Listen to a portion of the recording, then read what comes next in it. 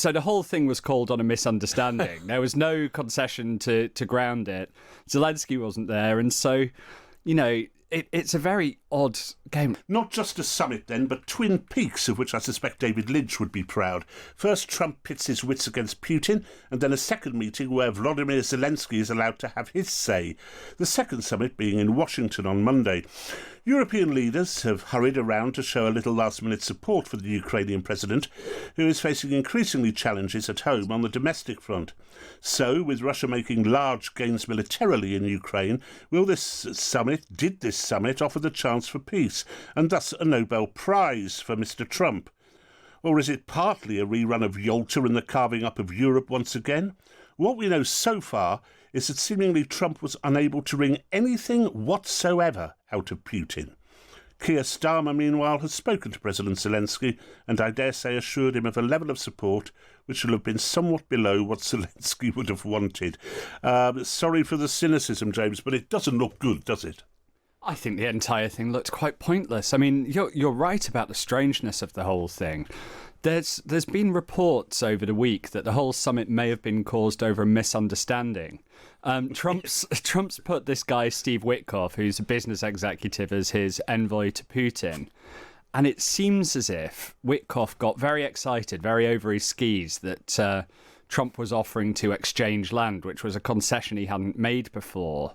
And then later, when someone listened back to the translation, etc., it turned out Trump was just repeating a claim saying that he would do a ceasefire if Ukraine gave the sort of oblasts that they're in.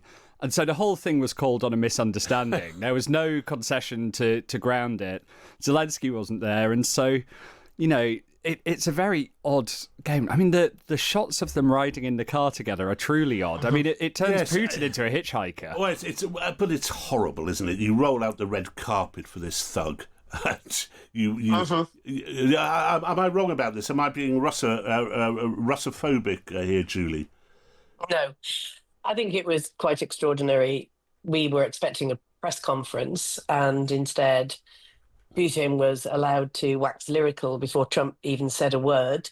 There was not a mention of any so-called severe consequences if a ceasefire wasn't reached. The war wasn't mentioned. It was, well, I mean, not for some time anyway. I consider them both to be thugs, but it was definitely the rolling out of a red carpet, and it was like a parody. It could have been a comedy sketch. Yeah. I think there was one phrase from Trump, and I've got it wrong, but it was something like "it didn't happen for us," or something like that. That's right. Is what he said. That's right. He said it didn't happen. It didn't happen.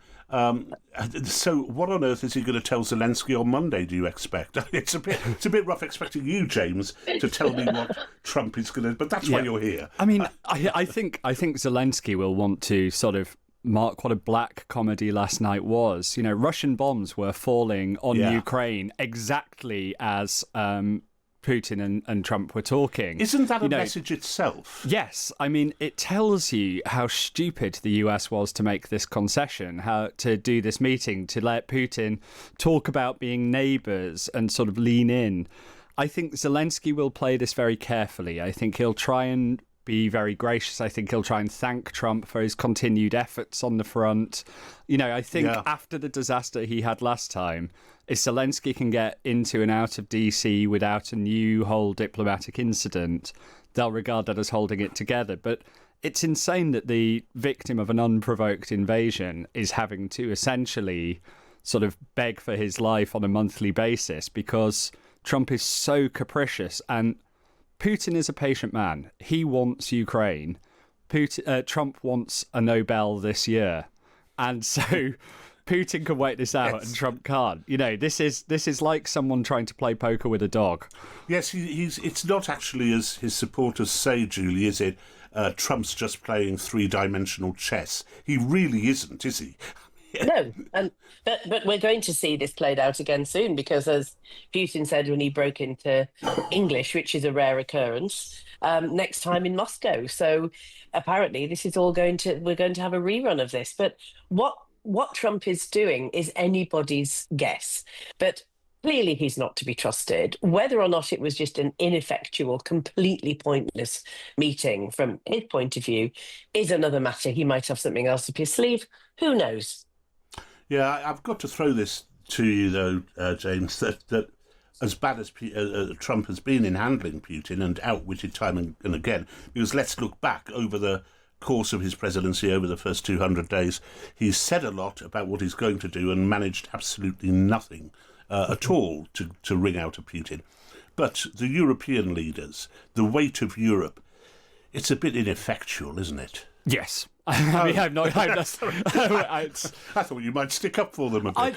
I don't think I will. You know, I think I'll take a pass on that one. Look, Europe wants to be a big player on this stuff, but they've got 27 horses to get in a row with some very different views on Europe. They have stepped up. They have actually put some money behind some of this. They're doing little technical steps that America isn't anymore. You have to renew sanctions for them to work. They are actually renewing sanctions and extending them, which is very difficult for them given some of the issues with Hungary. They're being a little bit less useless than normal, but that's a fairly low bar. So let's give them a little bit of credit for not being quite as ineffective as usual. But I'm not going to argue more than that. I think that's very well put. And Julie, just on security guarantees, there is this kind of vague security guarantee which the UK and France is offering to Ukraine. With the best will in the world, it's not enough, is it?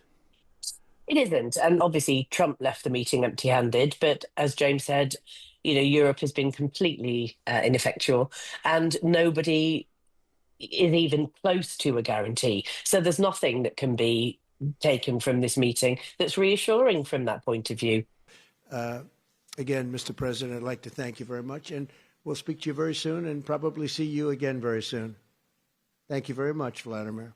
Next time in Moscow.